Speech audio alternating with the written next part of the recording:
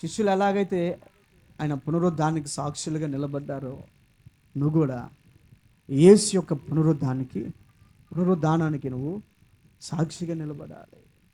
అందరిలాగా మనం ఉండకూడదు. అందరిలాగా భక్తి కాదు, చేసే భక్తి నాణ్యమైన భక్తి చేయాలి. చేసే భక్తి రోషం కలిగి భక్తి చేయాలి.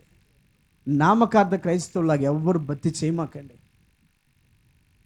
నామకార్థ క్రైస్తవులాగా రోషం కలిగి సేవ చేయండి. బ్రతికితే క్రీస్తు కొరకు బ్రతకండి. లోకంలో కాలేసి దేవుళ్ళో కాలేసి రెండు పడవల మీద కాలు వేయమాకండి. ప్రమాదంలో పడతావు. యేసుప్రభుని నమ్ముకున్నావా, మారు మనసు పొందావా, బాప్తిసం పొందావా, రోషం కలిగి బ్రతుకు. ఆయన పునరుద్ధానాన్ని గురించి నువ్వు ప్రకటించు. యేసుప్రభు యొక్క శిలువ త్యాగాన్ని గురించి తెలియజేయి. ఇంకెన్నాళ్ళు ఇంకదేనా నీ పరిస్థితి? ఇంకే కాడికి వాక్యం వినాలి, వెళ్ళిపోవాలి, ఏదైనా పని ఉంటే చేయాలి అంతేనా? కాదు. ప్రభు కోసం ఇంకా చేయాలి. చేసేది చాలా కొద్దిగా. అపవాదిగాడు మనల్ని కొంత భ్రమలో పెడుతున్నాడు. అపవాదిగాడు చేసావుగా చాలే, ఈ సంవత్సరం ఒక ఆత్మను రక్షించు, గొప్పోడివే. ఈ సంవత్సరం ఒక ఆత్మను రక్షించు, ఓకే. మందిరంలో పరిచర్య చేస్తున్నావు, ఓకే, చాలు. ఇంకేం కావాలి నీకు? ఇంకేం కావాలి అన్న భ్రమలో మనల్ని ఉంచుతున్నాడు సాతానుగాడు. ఇలాంటి భ్రమల్లో మనం పెడుతున్నాడు. కాదు, కొంచెం చేసి తృప్తి పొందమాకండి. ప్రభు కోసం విస్తారంగా చేయండి. రాత్రి అనగా పగలనగా ప్రభు కోసం చేయండి. అప్పుడు ఆ శిలువ యొక్క పునరుద్ధానానికి నువ్వు కూడా సాక్షిగా మారుతావు. యేసు యొక్క పునరుద్ధానానికి నువ్వు కూడా సాక్షిగా నిలబడతావు. యేసు ప్రభు అడుగుతాడు, నా పునరుద్ధానం గురించి ఎవరైనా సాక్ష్యం చెప్పిన వాళ్ళు ఉండారా అని మిమ్మల్ని అడిగినప్పుడు మీరేం చెప్పాలి? చాలా కష్టమైంది ప్రభా, చర్చికి రావటమే మాకు కష్టం. దేనికి? చర్చికి రావటమే కష్టం. చర్చికి వచ్చి వాక్యం విని అది నలుగురికి చెప్పాలా? ఇది మా వల్ల అయ్యేది కాదా? దేవుని ప్రియులారా, చదువుకున్నావుగా, దేవుడు చదువునిచ్చాడు కదా. యేసు ప్రభు యొక్క పునరుద్ధానం గురించి చెప్పింది ఎవరండి? విద్య కలిగిన పామరులా, విద్య లేని పామరులా? మరి వాళ్ళు ఎలా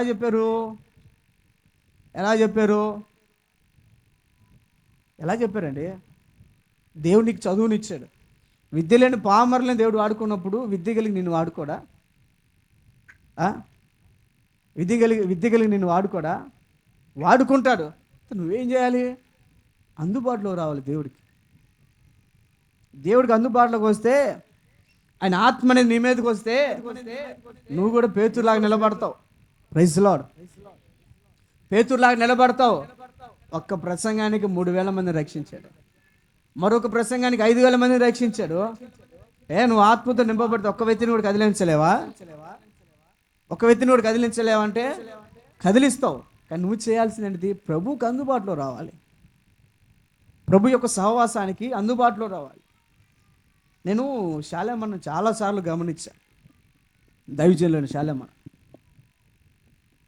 అన్నను గమనించాను. పబ్లిక్లో ఉన్న కొంతమంది దైవజనులని గమనించాను. ఒక విధంగా సేవ అభివృద్ధి అయినప్పుడు ఏంటంటే, ఏ కాడికి దైవజనుడి దృష్టి ఎలా ఉంటుందంటే, సంఘము, విశ్వాసులు, పరిచర్య యొక్క అభివృద్ధి మీదే దైవజనుడి దృష్టి పెడతారు. కానీ అన్నం చూసినప్పుడు పొద్దున్నే 3 గంటలు లేగుస్తాడు. 3 గంటలు లేచి 8-9 దాకా దేవుని సన్నిధిలో నేను కళ్ళారా చూశాను కాబట్టి చెప్తున్నా.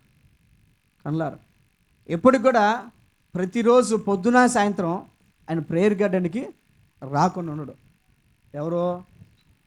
ఎవరండి? శాలేమన్న. ఎంత సేవ చేశాడు? కొన్ని వేల మందిని ఒక ఆదివారం రోజు కూర్చోబెడతాను. అవన్నీ పట్టించుకోడు. నా ప్రభువుతోనే నేను సేవ చేయాలి, నా ప్రభువుతోనే నేను పరిచర్య చేయాలి.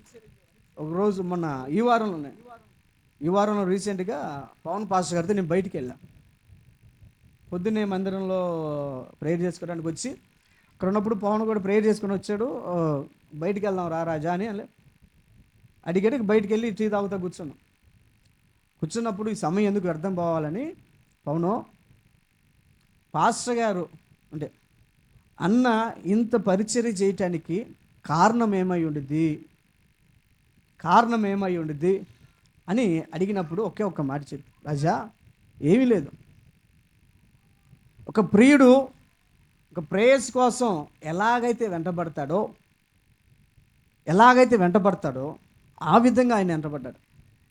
ఇప్పుడు ఈ లోకంలో ఒక ఇద్దరు వ్యక్తులు ప్రేమించుకున్నాడండి, ప్రగాఢంగా ప్రేమించుకున్నప్పుడు అమ్మాయి పలానా కాలేజ్ చదువుతుంది, ప్రైజ్ లార్డ్, పలానా కాలేజ్ చదువుతుంది, 4:30 కాలేజ్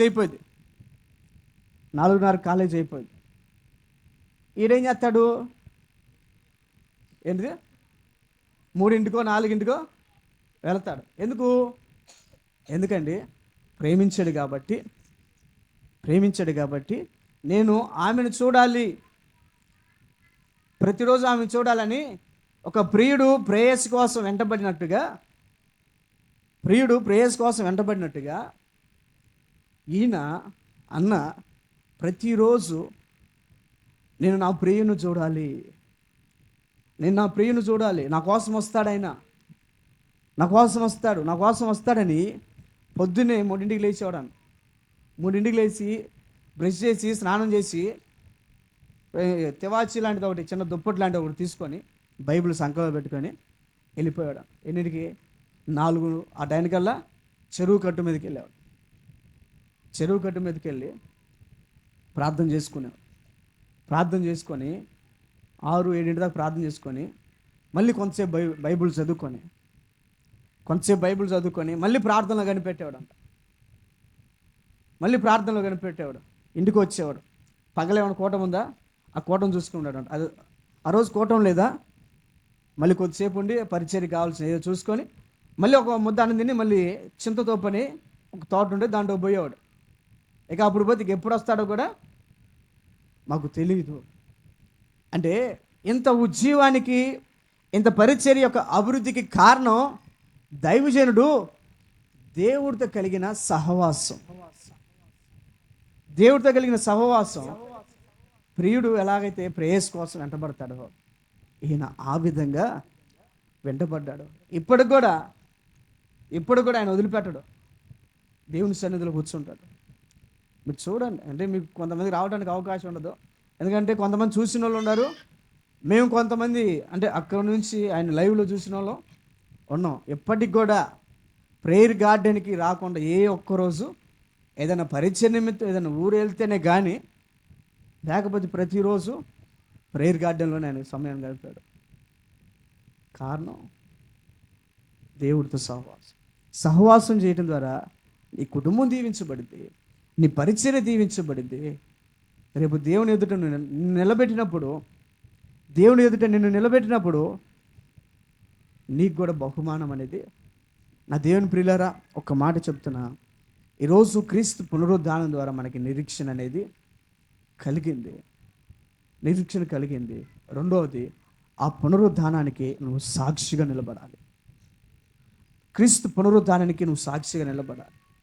యేసు మరణించాడు, తిరిగి లేచాడు, మళ్ళీ రాబోతున్నాడు.